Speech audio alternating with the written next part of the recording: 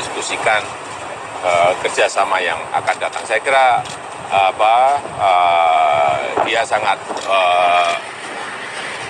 tertarik sekali untuk segera datang ke Indonesia, dan tadi saya sudah sampaikan untuk bisa datang di Indonesia.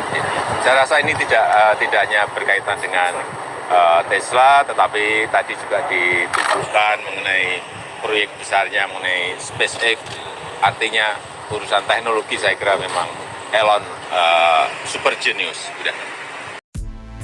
Apa makna di balik kunjungan Presiden Jokowi berdiskusi dengan Elon Musk di SpaceX, dan apa hubungannya dengan V-Network? Baiklah teman-teman, kali ini kita akan membahas mengenai V-Network dan Elon Musk dan Presiden Joko Widodo. Di sini saya akan membacakan uraian dari Muhammad Nasrum. Simak baik-baik. SpaceX, industri raksasa dengan teknologi tinggi yang memproduksi roket atau pesawat ruang angkasa atau satelit milik Elon Musk, orang terkaya nomor 1 di dunia, yang beberapa hari yang lalu membeli Twitter seharga 643 triliun rupiah. Teknologi SpaceX, arsiteknya adalah Profesor Nicholas Kokalis atau pendiri V-Network.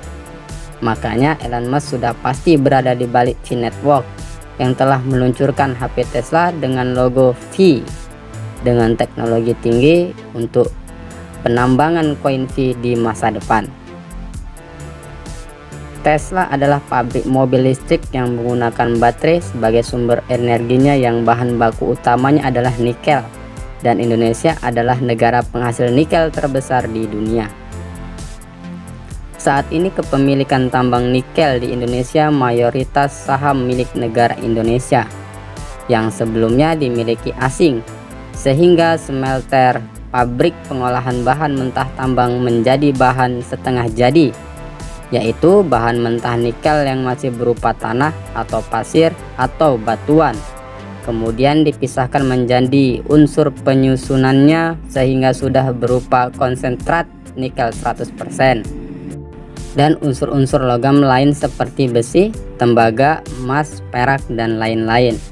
Smelter tambang emas atau tembaga Freeport, Papua, Indonesia dibangun di Gresik, Jatim. Sedangkan smelter nikel dibangun di Konawe, Sulawesi Tenggara, Indonesia.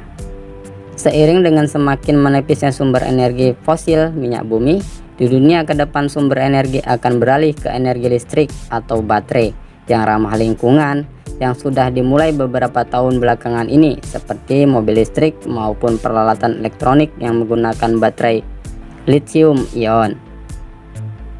Indonesia telah menghentikan ekspor nikel ke seluruh dunia yang diprotes banyak negara di WTO, Organisasi Perdagangan Dunia, karena Indonesia berminat menjadi produsen utama baterai lithium ion yang menjadi sumber energi utama mobil listrik, sehingga mau tidak mau negara-negara atau produsen mobil listrik di dunia ini tidak lagi bisa memproduksi baterai lithium ion tanpa adanya pasokan nikel.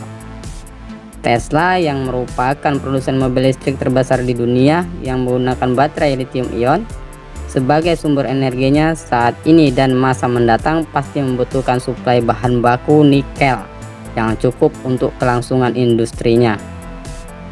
Nah, inilah alasan mengapa Presiden Jokowi dan Elon Musk bertemu, dialog untuk bekerja sama ke depan membangun mobil Tesla, mobil listrik atau baterai lithium ion di Indonesia yang sumber daya alamnya ada di Indonesia.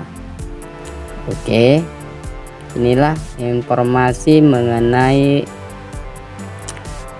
kunjungan Pak Jokowi ke Elon Musk.